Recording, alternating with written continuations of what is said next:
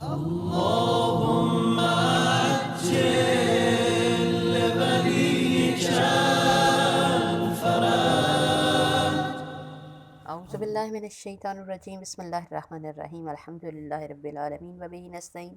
والصلاۃ والسلام علی سید الانبیاء والمرسلین وعلی آلہ الطیبین الطاہرین۔ قاہران عزیز، جیسا پہلے آپ کی خدمت میں عرض کر چکے ہیں کہ اسلام کی تعلیمات 3 حصوں پر مشتمل ہیں۔ پہلا حصہ اصول دین یا اعتقادی مسائل ہیں۔ یہ اعتقادی مسائل کہ جن کا اسلامی تعلیمات کے اس حصے کا تعلق انسان کی فکر اور اس کے عقیدے کی اصلاح سے ہے، اور اس حصے میں چونکہ یہ اعتقاد سے متعلق ہے، لہٰذا اس میں دلیل کے ساتھ ان کو قبول کرنا ضروری ہے اور اس پہ یقین کا حاصل ہونا ضروری ہے۔ اسلامی تعلیمات کے اس حصے میں دوسروں کی پیروی یا دوسروں کی تقلید کی قطعاً کوئی گنجائش نہیں ہے۔ اسلامی تعلیمات کا دوسرا حصہ عملی برنامے سے یا عملی پروگرامنگ سے مشتمل ہے۔ اس میں کچھ اوامر ہیں اور کچھ نواہی ہیں کہ جن کو انجام دینا یا جن کا ترک کرنا ضروری ہے۔ ہر وہ شخص جس پہ تکلیف شرعی عائد ہوتی ہے، اس کے لیے لازم ہے کہ یا تو ان اوامر اور نواہی کو سمجھنے کے لیے خود اجتہاد کرے،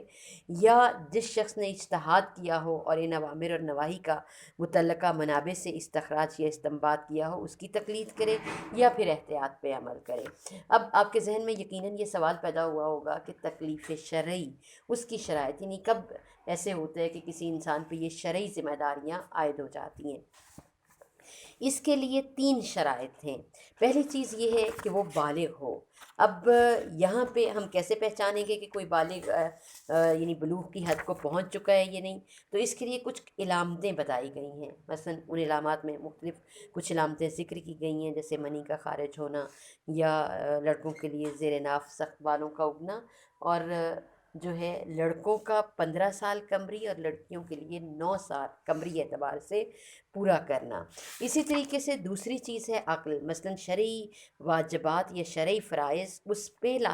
پہ واجب ہوتے ہیں کہ جو عقل رکھتا ہے، یعنی ایسا انسان، یعنی جیسے نابالغ بچہ ہے یا دیوانہ ہے جو عقل نہیں رکھتا، جو شرعی فرائض کو انجام دینے کی قدرت نہیں رکھتا، اس کے اوپر یہ فرائض عائد نہیں ہوتے۔ تیسری شرط قدرت رکھنے کے حوالے سے۔ اب قدرت کو سمجھانے کے لیے ایک چھوٹی سی آپ کو مثال دوں۔ مثلاً بعض اوقات ایسے افراد جو کسی واجب کو انجام دینے کی قدرت نہ رکھتے ہوں، ان سے وہ شرعی فرائض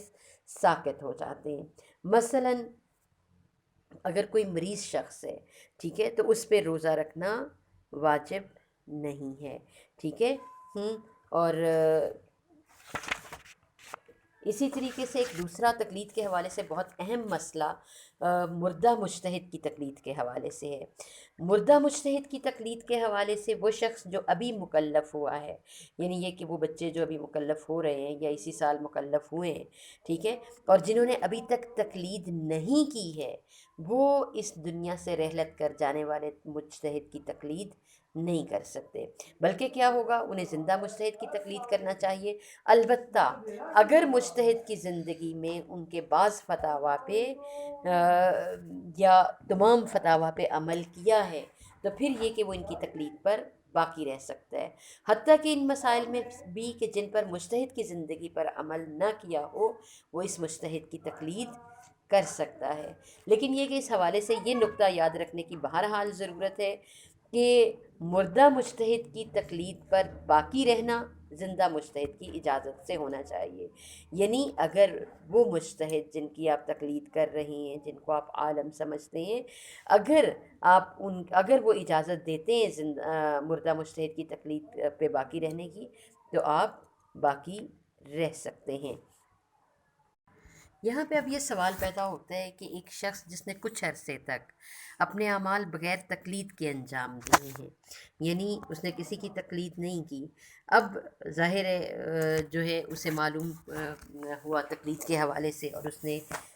ظاہر ہے نئی تقلید کی ہے، تو اب اس صورت میں اسے کیا کرنا چاہیے؟ یعنی یہ کہ گزشتہ جو عمل وہ کرتا رہا ہے اس کے حوالے سے اس کی کیا ذمہ داری بنتی ہے؟ تو یہاں جو ہے کچھ صورتیں ہیں۔ پہلی یہ کہ اسے معلوم ہو جائے کہ جتنی میرے پہ واجب تھا، مثلاً یہ کہ میں نے اس پہ صحیح سے عمل کیا ہے،